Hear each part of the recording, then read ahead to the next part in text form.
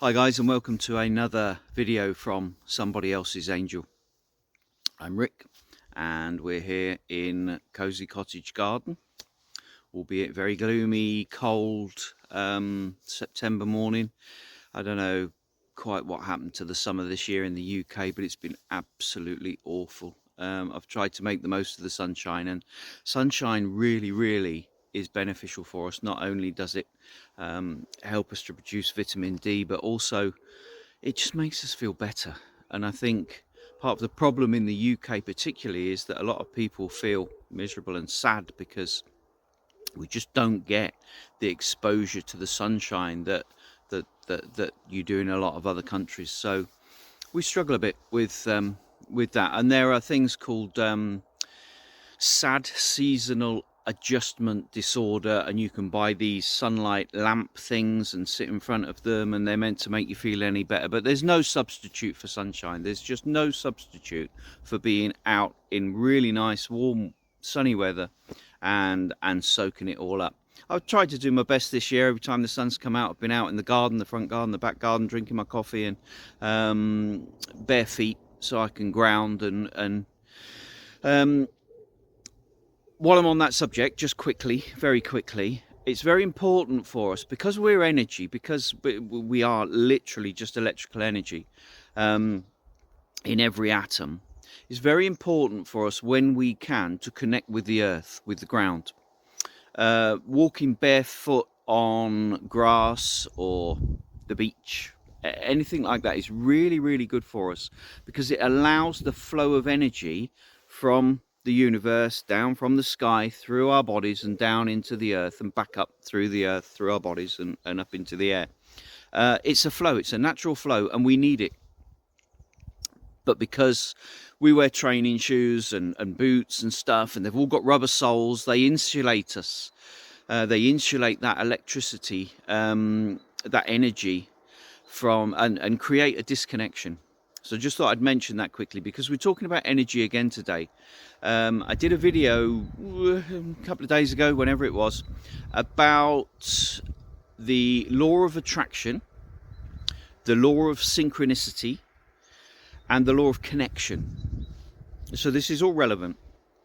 And what I wanted to do was talk again about those things. It's very important. The law of attraction in particular, when we're trying to change our lives and make things better, it's really important to have the knowledge to know how things work, how we can change, how we can make things better, and the simple little things that we can do which make a massive difference. Now, in that video, I was talking about martial arts, and I was talking about being offered the opportunity as a young boy, as about 17-year-old, 18-year-old boy, to go to a taekwondo club and train with some of the British team. One of the guys I worked with, a guy called Mark, was a member of the British Taekwondo squad, and he trained in Peterborough, where I worked, and he kept saying to me, Rick, come to the club, come to the club, come to the club. And I told this in a previous video, so I'm not going to go over that now. But I said something very bizarre happened, and then I didn't tell you what. And it suddenly occurred to me last night that I needed to finish that little snippet, that I needed to tell you what the bizarre thing was that I found really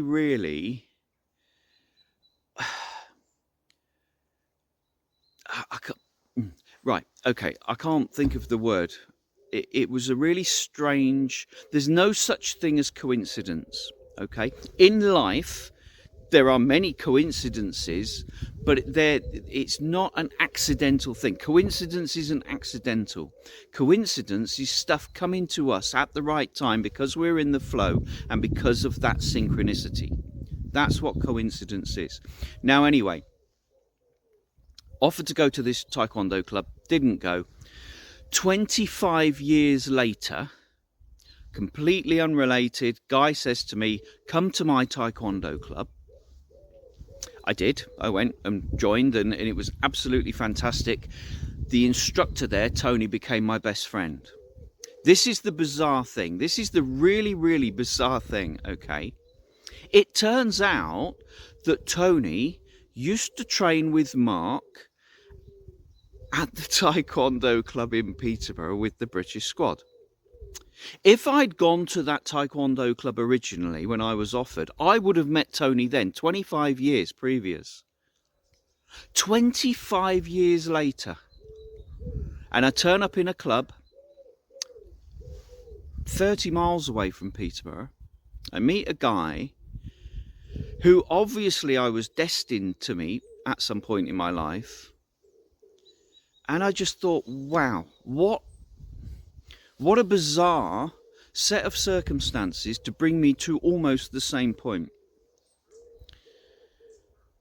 And that's, honestly, once you start looking at what happens in your life and these coincidences, which aren't coincidences at all, you kind of have to wonder whether life is mapped out for us a bit, whether we're always going to end up where we end up. Due to all the circumstances and the things that have happened to us, because it's kind of, we're here for a purpose, and one way or the other, whether we like it or not, whether we fight against it or whether we accept it, we're going to end up in that place, that we're going to be doing what that purpose was, that thing was. Incredible, absolutely incredible, and it just blows my mind. These laws, this law of attraction, this law of connection, the law of synchronicity. It's quite stunning. We can use these laws. We can use these laws to help us. To help us to change, but we have to put the work in. So what I want to talk to you about today is the law of attraction, manifestation, moving forward with your life, how to change stuff by pinpoint focusing on the things we want in our life. Now, the reason I say this is because I haven't had my coffee today. Oh, I desperately need a cup of coffee, but I wanted to come and share this with you first. That's how important you are, guys. Honestly, for me to not have my morning coffee and to come out and want to share this video with you first is just like, well, mind-blowing.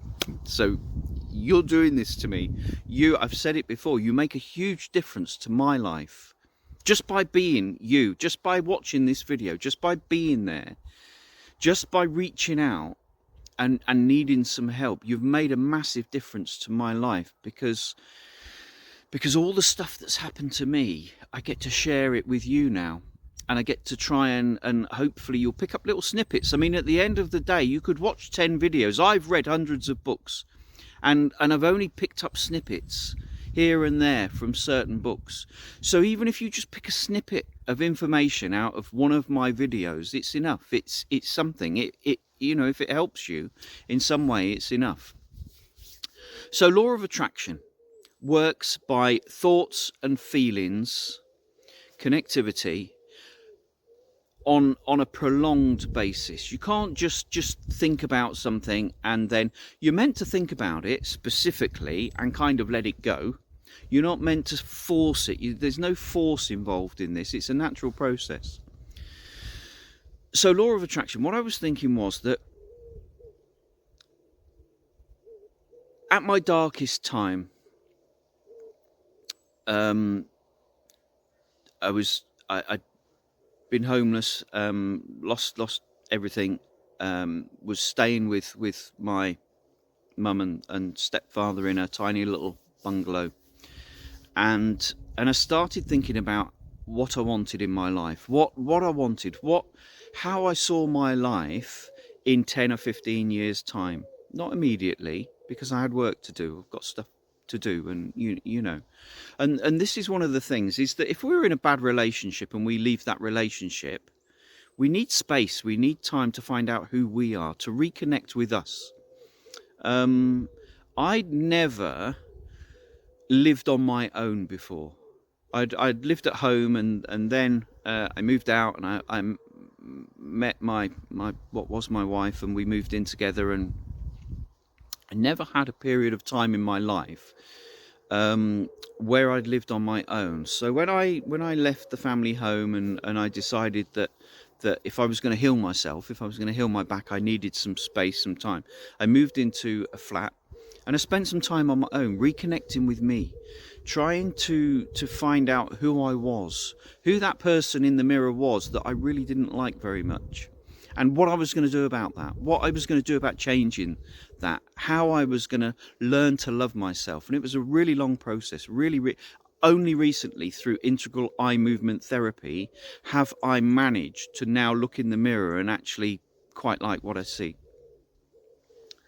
So we need some time to process stuff, and we need some time to be alone with us, to get to know us before we move on to another relationship. That didn't stop me though from thinking about what I wanted in a relationship.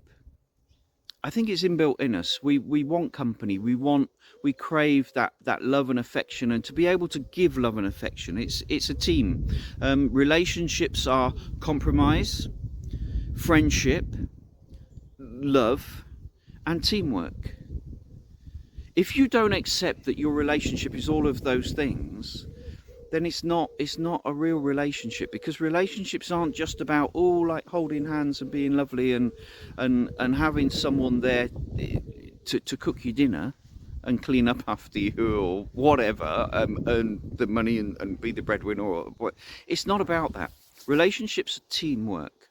It's about two people deciding that they're going to go through life together, and they're going to face the challenges of life together and support each other and hold each other's hands and pull each other through. When one's struggling, they reach out and help the other through. That's what a relationship is. This goes back to the video about the swamp, the story about the swamp. Two people helping each other through life's journey. And above everything, it's more about friendship and compassion than it is about that intense feeling of love and infatuation and stuff. And that happens initially, sure, sometimes not. It can be a really slow process, love and getting to know somebody before you actually accept that they're the person you want to share your life with. But it didn't stop me thinking about what I wanted. And I'd read some books. I'd read some books on what to do and how to do this. So I thought I'd give it a go. So I started looking at what I wanted in a person, physically, emotionally, what they looked like, what hobbies they had, what interests they had, all these different things. And then I started doing some practical stuff, and this was again from another book, some practical stuff to make room for them in my life. Now, we don't do this as human beings quite often. We want this, we want that, we want the other, but we don't make room for it. So I bought a chest of drawers, and I basically left 3 drawers empty for the person who was coming into my life, so that they had space in my life to put their belongings. And I did this with several different things. Half the wardrobe, I moved all my stuff over in the wardrobe to one side and left a big space on the other side of the wardrobe for this person that was going to come into my life. I wrote a list of all the attributes I thought this person would have. I'm attracted to petite women. Everybody has their own different thing, and I like petite women. So this person coming into my life would be petite, 5 foot, 5'2", something like that, maybe 4'8", I don't know. But I didn't specify exactly, and we can be so specific. We can say, I want somebody that's 5'2" in height, or 5'1.5", or whatever it is. We can be very, very specific or not. I was specific about shoe size. Tiny little feet. I like little feet. Size 3 feet on women. Can't help it. That's me. You know, we're all attracted to different things. The bizarre thing is, though, thinking about it and being truly honest with myself, none of that really kind of matters.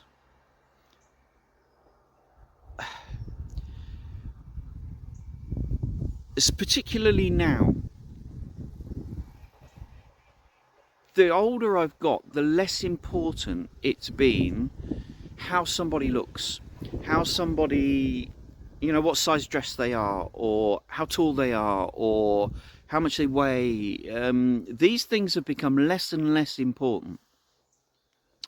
It's kind of irrelevant. It's all about connection and soul, and whether you feel a connection with that person now for me. And, you know, the people I let in as friends, yeah, it doesn't matter what they look like.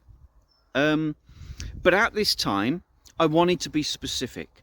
I wanted to really give the universe something to grab hold of. And if that's your aim, you need to be specific. You can't be, oh well, it doesn't really matter and I'm not really bothered, because you're not going to attract anything. If you want a particular, if let's say for instance your car's broken down, it's a write-off, it's useless, and you want a new car, and you say to the universe, oh, I want a new car, unless you say, right, okay, I want a Nissan GTR year 2014 in bright red with 30,000 miles on the clock, you might not be bothered. You might not be bothered what car it is. But the more specific you are, the more chance you've got of attracting, of pulling all those atoms together into a specific thing. Otherwise, you just get some general thing, and, you know, it may still work. But from what I understand of this law of attraction, this law of connectivity and synchronicity and everything, all they're different laws, but I'm lumping them together for this purpose. From what I understand of it, you need to be specific. So I was specific. Size 3 feet. 5 foot, 5'2". Long dark hair. Must love horses. Ever since I was a child, I've loved horses. I've had a real connection. Turns out I was allergic to horses. Whoa, who could guess that? Bizarre that I would have this real connection with horses, but then I'd be allergic to them for some bizarre reason. I don't know why. Now the strange thing is that the more connection I had with horses, the more I learnt to ride and spent time with them, the less allergic I became. So I'm not allergic to horses anymore, thank God. And so she needed to be an animal person. Okay, I wanted somebody.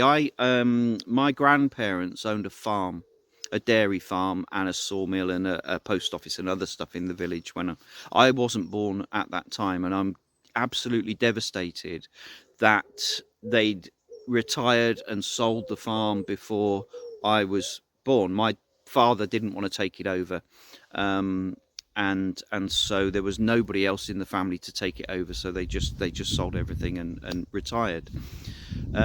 So it's in my blood. Animals are in my blood. One of my biggest hopes is that Somebody Else's Angel can create an animal sanctuary in France, and I'm already looking. I haven't got the money yet, but I'm sending it out to the universe. I'm sending it out there, and you know, I'm being specific. So I want a place in France, because the land's cheaper there. I can get an awful lot of land for a small amount of money, and it's about getting value for me. If I had millions and millions of pounds, I wouldn't want to just go out and go, right, okay, I can buy 10 acres of land in the UK for £1 million, when I could get 10 acres of land in France for £100,000 and then use the other 900,000 to help people. That's me. It's always been me in a way, but I think it's taken me a long while to realise it. I was very selfish as a young man. I've said this before in another video. And once I started to change, and once I started to like the person I was seeing in the mirror, the real me came out. the real compassionate, caring, the one that wants to make a difference. If I ever found myself, and I said this the other day, if I ever found myself in an expensive restaurant where the meal was likely to cost £10,000, $10,000, I'd take myself out of there. I'm sorry guys, I'm not a part of this. I am not going to sit and eat a £10,000 meal. I'm not going to do it. Absolutely not. I'd go to the local cafe, I'd give the guy £10,000 and I'd say, pick a meal on the menu for £10 and feed 1,000 people for me, please. Feed 1,000 people at £10 a piece, $10 a piece, whichever way you want, whichever country you're in, whatever. Feed 1,000 people with the one meal that I was about to eat in some fancy ass restaurant that I couldn't do it. I just couldn't. It would break my heart to spend that amount of money on something when there's people out there desperate, starving, in need of love and caring. I couldn't do it. No way. Anyway, so I want this animal sanctuary. But I knew that the partner, my soulmate that was out there, would like animals, which she had to be an animal person. It was important to me that if I was going to spend my life with someone, the rest of my life with someone, that they had the same connections with nature as well. She had to really like nature, trees, the woods, the beach, being outdoors. Really, really important to me. So I wrote this list of specifics, and then I started doing the physical things to allow this person to come into, to make room for this person to come into my life. I even, right, get this guys, I even went out, well, I didn't go out, I ordered on the internet, really pretty pair of size 3 high heels. And I got them home, unpacked them, and I like old stuff, antiques and things, and I'd got this antique bird cage. So I got a cushion, put it in the antique bird cage. There was no birds in it. Obviously, just want to make that clear. No birds were harmed in the process of this thing. Just like, okay, so no birds in the bird cage. Empty. Cushion in the bottom. Put the heels in the bird cage. And people would come round and they'd go, what's that? And I'd be like, oh, I just thought it looked quite nice. I didn't tell them. I didn't tell them the specific reason that I'd bought these shoes ready for the person with size 3 feet that was going to come into my life that could wear them. Now, it might seem a bit, I don't know, extreme, maybe. I don't know. Like, I mean, I didn't go any further than that. I didn't go out and start buying clothes for them and putting them in the wardrobe and things, you know. But I had to send a message to the universe, and I had to say to the universe, I'm making myself ready for this person. Okay, I want this kind, caring, loving, very sweet, but also independent and full of vivacity and life. And, you know, I wanted this person in my life to share my life with. And I was making room for her. I was making room for this person. Now, this is the biggest part of the message. This what I'm about to say now is huge, because you really, really need to understand this process. Okay, I'd been very specific about what I wanted. I'd made room physically for that person in my life. I visualized, and quite often with this list, I'd lay there in bed at night and I'd close my eyes and I'd imagine being with this person. I couldn't see her face. I wasn't that specific, but I imagined being with this person. I imagined being with this person walking through the woods with a couple of dogs. I imagined being with this person on a beach, watching the sunset, listening to the waves with a picnic. All these different things I imagined. I saw them. I visualized them in my head. Okay.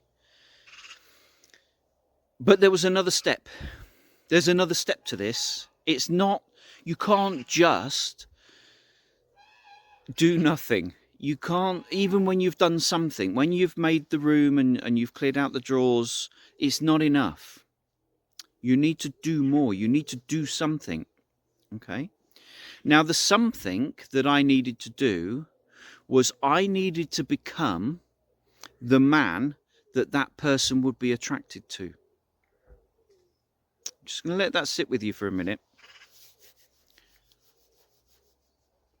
How could I expect somebody so wonderful to come into my life if I wasn't a wonderful person? If I wasn't a kind, caring, considerate, compassionate, animal-loving person, how could I expect to have somebody come into my life and accept me if I wasn't the person that they would be attracted to? It's really important. Really, really important. I knew I had to change. I knew I had to become the type of person that my soulmate would want to spend the rest of their life with.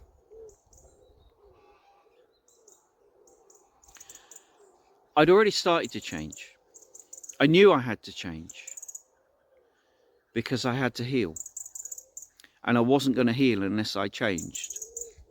If I carried on being the same person that I was, full of grief, sadness, hurt, physical pain, emotional pain, if I carried on being that person, then how was I going to attract this wildly vivacious, joyful, independent, petite, beautiful soul into my life? And that's the biggest thing I can give you today, really, is the fact that you need to see the bigger picture. For your life to change, you have to change. For your life to become better, you have to become better. It's possible. It's absolutely possible. It's not only possible, I believe it's inevitable. If you start the process and you work with the synchronicity and you send the messages out there and you behave in a different way, change the way you behave, change the person you are, and you will start to attract different things. Those atoms, those intelligent atoms, that divine healing intelligence, that electrical energy that's in everything will start attracting different things to you. And it works. I promise you, it works if you commit and you don't cling on to the outcome.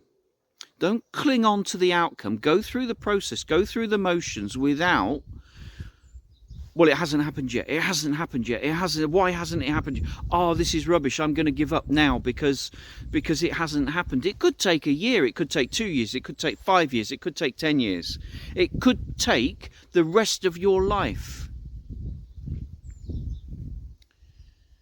But it's not wasted. This process that you're doing is not wasted.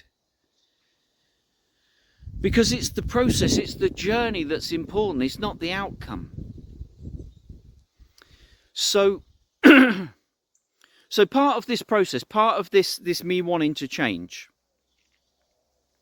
I wrote a poem. Totally out of character for me. I am quite a sensitive person deep down, but poems, well, not really my thing. But I wrote a poem. I've written quite a few poems in this process, this change process thing. These words come to my head. They just come in. And I have to write them down. And this is something else that's really important that you can do, that's a simple thing. Is when you get thoughts and ideas come into your head, and it can be at 2 o'clock in the morning, it can be whenever. Ooh, Nikola Tesla, the guy that that invented so many different things and basically had them taken off him. A genius. He used to leave a pad and a pen by his bed at night, and he used to say that when he went to sleep at night, he'd wake up in the morning and there'd be stuff written on the pad, and he'd got no recollection at all of writing it himself, but the stuff was written on the pad. And that's where his ideas came from. This pad and this pen by the bed at night. Bizarre. But who's to question it? So one of my processes was when I was at the gym, when I was driving in the car, when I was out anywhere, or if an idea, a thought popped into my head, I'd go into my phone and put it in the notes section in the phone. And I've got streams and streams of these random notes, these random ideas, these random thoughts, these random epiphanies of stuff. These, you know, suddenly all of a sudden I get this and I go, oh, yes, that's interesting. That's how that works, is it? Right, okay, write it down. And then I look through them and I look back at them and it's really interesting. So do it. Keep a pad and pen with you. Keep your phone with you. Everybody's got their phone with them all the time, generally. Even voicemails. If you just leave yourself a little voice message, record a little voice message and go, right, okay, so I'm out walking with the dogs. I'm in the woods and I've just had this idea, this thought, this thing that maybe I could do, or maybe you know, maybe I'd like, or maybe I could trial at work, you know, some process that might make things easier. Whatever it is, it doesn't matter. Write it down. Store it somehow. Voicemail, notes in your phone, whatever. Start listing all this stuff that pops into your head. Because all the positive stuff, not the negative stuff. We're not doing negative stuff. This is my space, positive space, no negative. Write it on a bit of paper, go and put it in the bin. Go on. Not taking the negative, just the positive. Okay? Don't write down the negative stuff. We're not interested in that. Unless, of course, you use it to flip. If you write down the negative and then write the exact opposite on another bit of paper and then throw the negative away, that's all right, I'll let you do that. You can do that. But don't, we're not writing down the negative. No way. Definitely not. Doesn't serve us. It doesn't serve any purpose. We're letting go of the negative, aren't we? We are letting go of the negative. Yes, we are. Yes.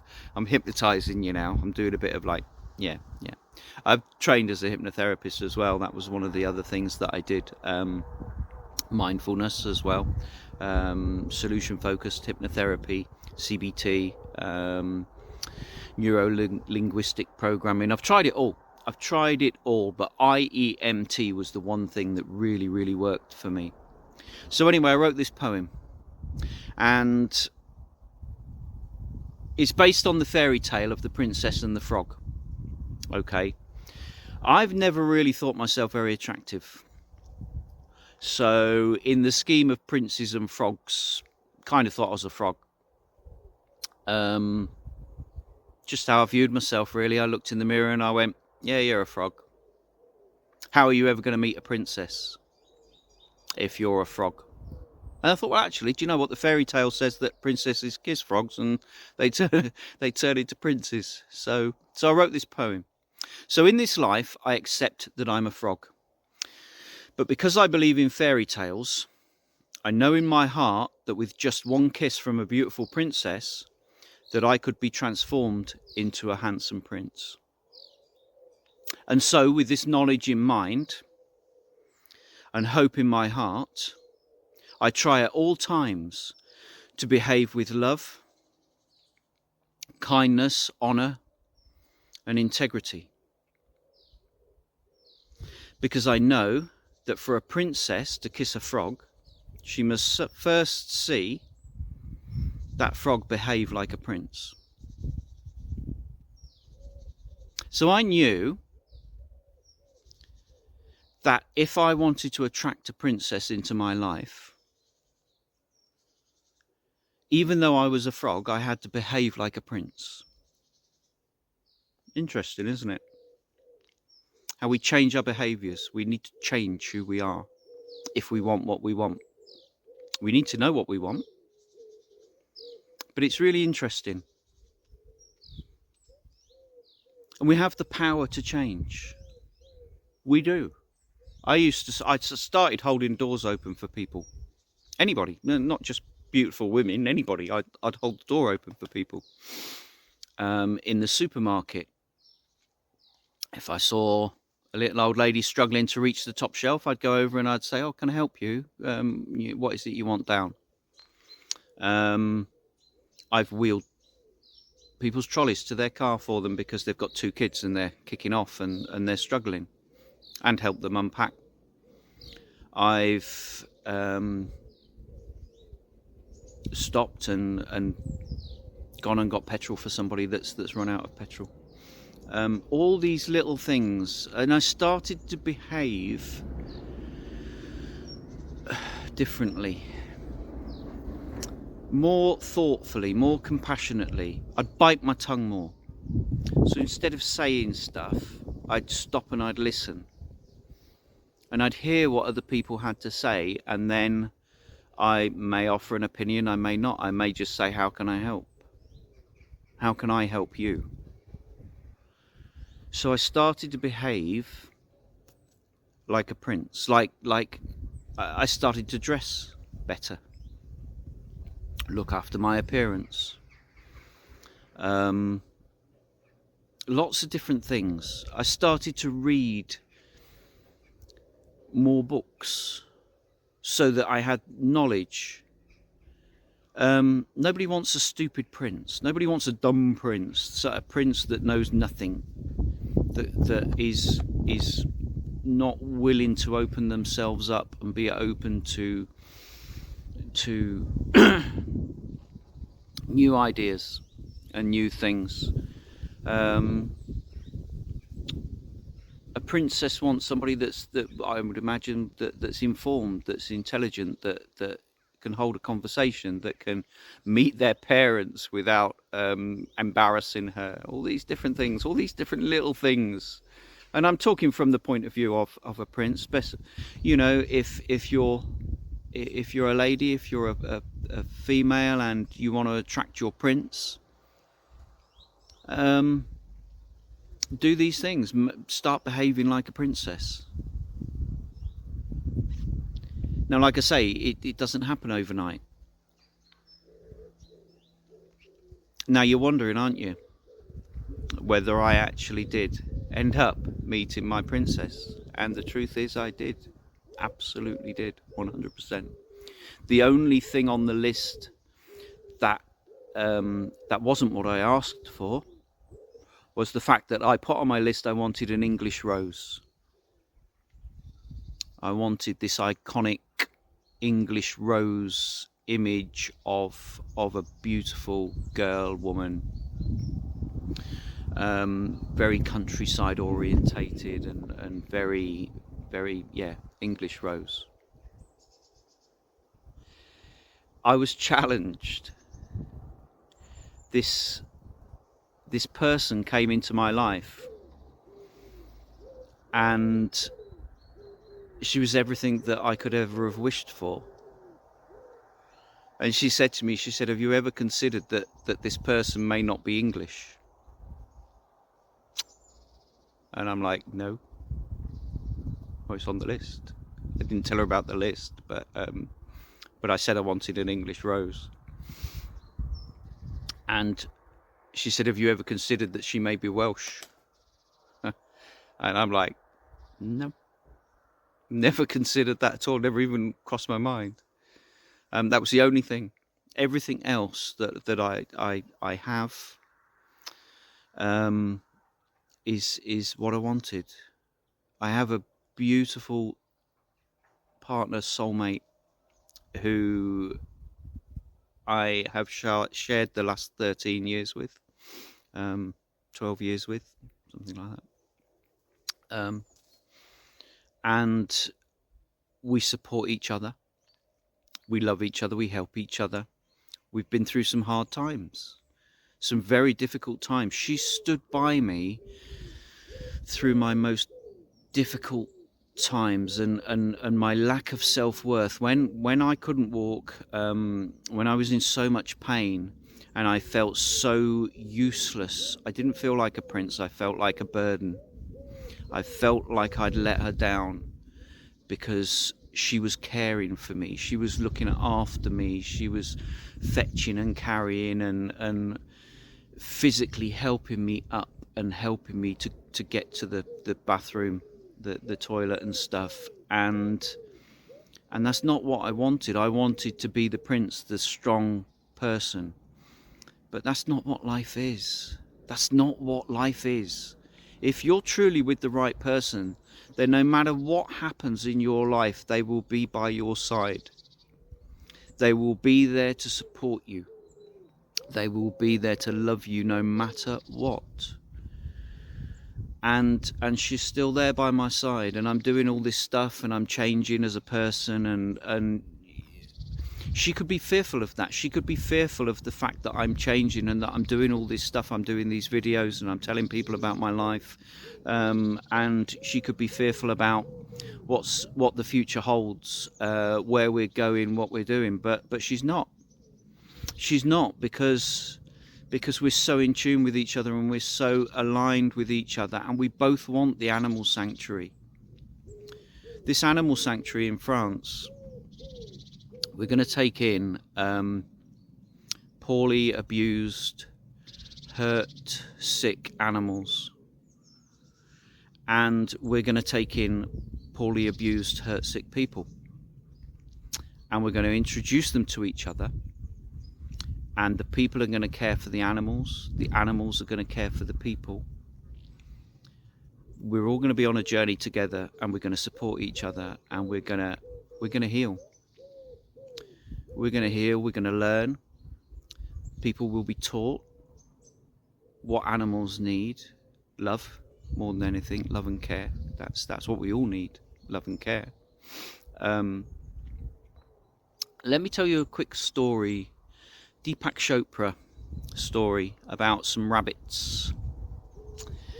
And I'm not very good at remembering the specific details. I think it was Columbia University in America, somewhere like that. Anyway, we're doing a study on the effects of cholesterol on the blood. And they had these control groups of rabbits, several control groups of rabbits, not just one or two, maybe 5, 6 control groups of rabbits. And they were feeding these rabbits high cholesterol diets to see what would happen. To see what would happen to the rabbits and how it affected their metabolisms and their systems and their arteries and their hearts and lungs and everything else. And this study had been going on for a while, and one of the control groups of rabbits showed no signs of any adverse effects from the cholesterol at all. None whatsoever. And it baffled the scientists. They couldn't work out what the hell was going on. What on earth was special about this group of rabbits, this control group of rabbits that showed no adverse signs of ill effect from this cholesterol? All the other groups, serious signs of illness and yeah, but this group, no. And it was only one day they were looking at the CCTV footage of one of the lab assistants going in to feed the rabbits. And this particular lab assistant, each control group of rabbits had their own animal carer, if you like.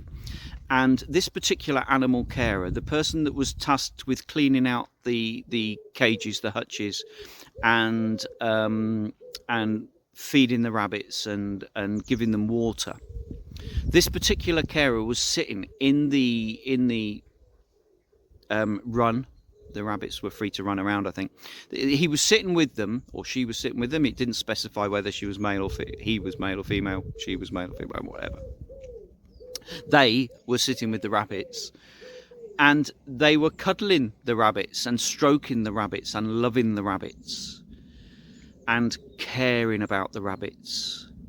They were sitting there sometimes for an hour, hugging, snuffling, stroking, loving these rabbits. And because of that one act of kindness, that one act of love, and it wasn't just once, they were doing it every day, but because of that continued love and care, the rabbits showed no ill signs whatsoever of this cholesterol and this stuff that they were being subjected to.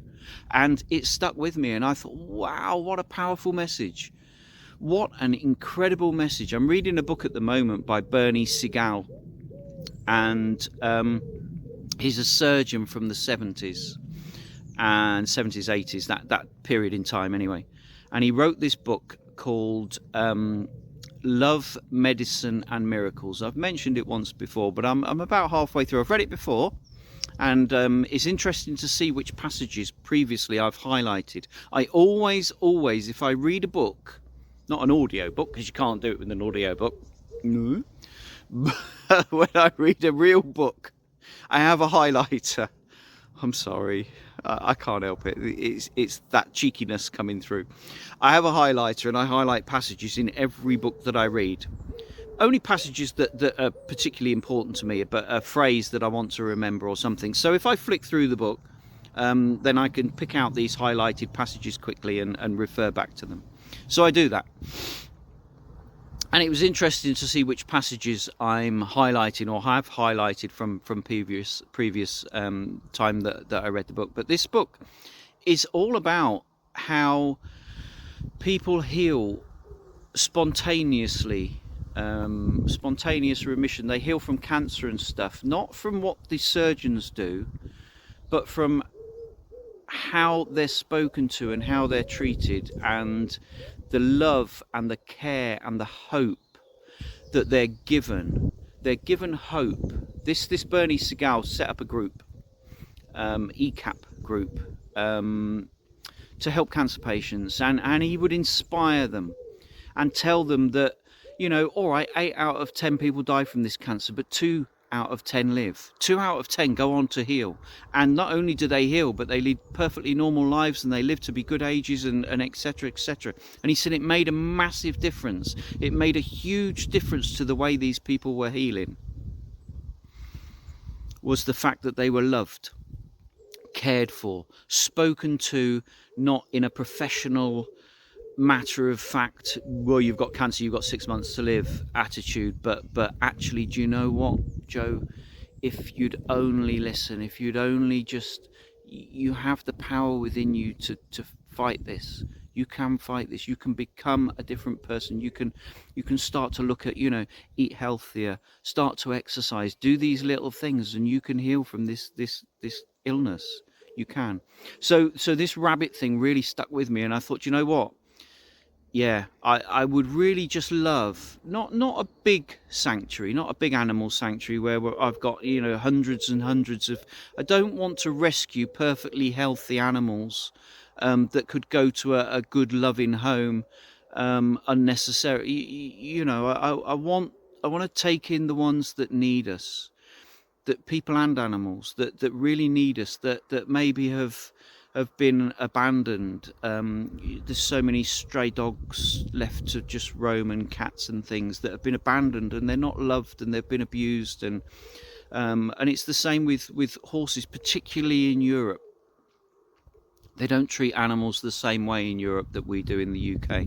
There's some pretty nasty people in the UK too, but generally animals in Europe aren't looked upon in the same way that we do in the UK. And if I could save one soul, help one soul, one you know, one broken animal's soul, and help them to heal, and in the process help other people to heal, have some volunteers and people that, you know, and educate. It's all about education. It's all about passing these messages on. It's all about wisdom, learning, trying these things, seeing what works, what doesn't work, and what works for one person won't work for somebody else. What works for somebody won't work for somebody else. It's a process and a trial, and we have to work through that.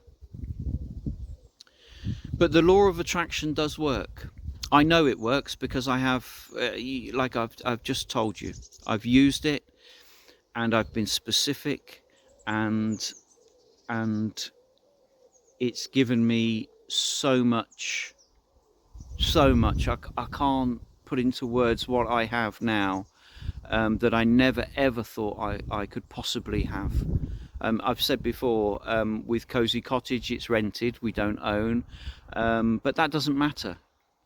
It's a beautiful place to be, and we have to be grateful for that. So one of the other laws of nature, one of the other laws of the universe, is gratitude, is being thankful for what we do have, and not focusing what we haven't got at the moment, knowing what we want. And it goes back to receiving graciously and with thanks, with gratitude. When we get what we want, we should recognize it, and we should be very, very grateful on a daily basis. I am so grateful for the things I have in my life. I'm so grateful to have the opportunity to stand here and talk to you today. Stand here and talk to you today, because it looked very, very likely that I wouldn't be walking, that I would be wheelchair bound, and that I wouldn't be able to stand. I've been through several very long, prolonged periods in my life where I've not been able to walk at all, because of the pressure and the damage that this tumour in the base of my spine is doing. And I get knocked down and I get back up. I get knocked down and I get back up. I read another book. I do something else. I have acupuncture, or I have hypnotherapy, or I found IEMT, integral eye movement therapy. And that was the one thing that really helped me to move forward, to let go of all the demons of the past and move forward. I'd recommend anybody try it. And I have a team of practitioners in the UK that I'm building now. And I will be training more. Hopefully I'll be training people across Europe and across the world to become Lisa Lord Advanced Integral Eye Movement Therapy Practitioners. Lisa's about to launch the Unconventional Therapist, and she is an unconventional therapist. She swears, she tells it how it is, and I respected that. I respected the fact that she was bending some of the standard therapeutic laws. Oh, well, I can't really help you, but you can talk to me and tell me all about what's happened to you in the past, and hopefully by talking, it will give you some peace. It doesn't work. I've had so many counsellors and so many counselling sessions, and it doesn't work. I needed practical help. I needed to talk. I needed to express myself and to say what the problems were, but I needed practical help to help me cope with the memories and the trauma and the pain and everything. And integral eye movement therapy has been the only thing that I've tried that's actually done that. And it's powerful, really, really powerful. It's quite a new therapy. They don't really understand how it works scientifically. Who cares? It works. Okay, so that's the message for today. So you know, the law of attraction, and I will be doing more videos on the law of attraction. There have been other times I've used it, and other times that I brought things into my life and they've just popped up through synchronicity. So I'll be talking again and again and again about this, and I'll be talking about the law of gratitude, of thanks. Gratitude rocks. You find a pebble or a crystal or anything really that speaks to you, and you keep it in your pocket, and every time you put your hand in your pocket and you touch the rock, the pebble, the whatever it is, the crystal, you say thank you. And it's like you put your hands in your pockets and you go, oh, there's the pebble there, and you hold the pebble and you go, thank you for this day, thank you for the food that I've eaten today, thank you for the contact with people that I've had today, thank you for the sunshine, thank you for whatever it is. You say thank you, because the more you say thank you, the more you appreciate the little tiny things that you have, and it may be just that you can breathe. Thank you for the fact that I can breathe and I can see and I can hear and I can touch and I can taste. Thank you for the very basic things. Thank you. The more you say thank you, the more you'll have to say thank you about. I guarantee it. As long as you use these other laws, the laws of flow, the law of receive and give, or take and give, all these different things. So watch the videos on all these different laws. Hopefully learn a little bit, and it's all about understanding. It's all about knowing what to do, how to move forward, how to change. It's easy for somebody to say you need to change. It's easy for somebody to say for things to change you need to change. But then you shrug and you go, well, how do I change? How do I become a better person? And that's the point of these videos. That's why I talk for an hour, because I'm hoping to get the message across, and I'm hoping to give you practical solutions, practical ways that you can change who you are, what you have, who you have in your life, all those things that make it worthwhile being on this planet. So please, please, please, please, even if what you're hearing from me doesn't resonate, even if you're listening to me going, well, yeah, I get it, but don't stop trying. Keep looking. Find someone else with the same message. Find somebody else with a different message. But keep looking, keep trying, keep going. Tomorrow is a better day. Tomorrow. It took me 20 years of tomorrows to get to today. And today is a better day. It's wonderful. I'm still in pain. My back still hurts. I'm desperate for a cup of coffee. I really, really, really need a cup of coffee. I don't care. The thing is that as human beings, we have certain basic needs. Why shouldn't I? Why shouldn't I enjoy a cup of coffee? Why shouldn't somebody enjoy a glass of wine? Why shouldn't somebody have a small vice? Something that gives them a bit of pleasure. Don't beat yourself up for eating a bit of cake. Enjoy it. Be mindful when you eat that cake. Every mouthful, oh, this is delicious. Every mouthful, I'm so grateful for this cake. Every mouthful, oh, it's wonderful. Don't beat yourself up because you're eating a bit of cake. Now, please, please, please don't just eat cake. If you're just eating cake, stop it. Stop it now. Don't live on a diet of cake and fizzy soda. Don't do it. Try and balance stuff. Bring in some fruit and vegetables. Bring in some nutrition. Even just take a bloody vitamin, for Christ's sake. You know, a supplement or some. I take supplements. I take Forever Greens and stuff to give me extra phytonutrients and minerals and things that my body may need to heal. But what I'm saying is, keep going, and don't beat yourself up about all these. You know, have a little vice, a cup of coffee. Enjoy it. Focus on it and say, oh, this is my favourite time of the day. This is a positive time of the day. I'm going to have my cup of coffee, and I'm going to read my positive list, and I'm going to think about the future in a positive way. No negative shit. Don't be doing that. Okay? It's such an honour. It's such an honour to be able to talk to you and to express myself and to give you these ideas. I'm so grateful. I am, and I'm not just saying that because I've just been talking about gratitude. I am so grateful for the opportunity, and I'm so grateful that you're listening to me, and I'm so grateful that I'm here. And do you know what the bizarre thing is? And I'm going to shut up now and stop talking, but the bizarre thing is that all the shit I've been through, all the pain I've been through, all the trials and the traumas and the awful, awful things that have happened around me, that have happened to me, that have happened to friends, it's kind of all worthwhile. Would I change anything? I'm not sure I would. because it's brought me to this point in time. It's made me this person. Everything that I've experienced has created what you see here today. Now, yeah, I've had to work hard at it, and yes, I've wanted to change. I've put the work in, and I've done this stuff, but you can too.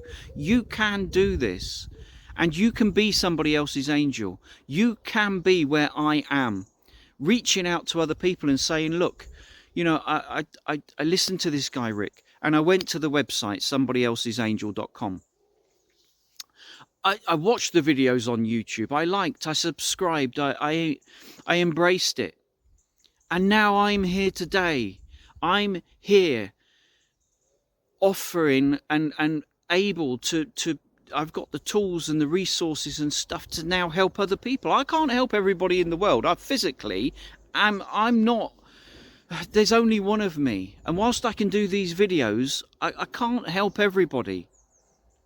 But the more people like you that join me, the more people we can help. We can help together. And it's about being a team. It's about working together. It's about being a community and having a common purpose. So stick with it, please, because I'm telling you, the power within you is immense. We have the most incredible power within us. We just need to learn how to use it. So stick with it. Stay with me. Keep going. I love you guys. I love you. Strange thing for a bloke to say. I don't care. I don't care. We all need that love. We all need that care. We all need that compassion. And I genuinely do care about you. So don't give up. Don't you fucking give up trying. Stick with me, and together we'll make a difference. Till next time. Speak soon.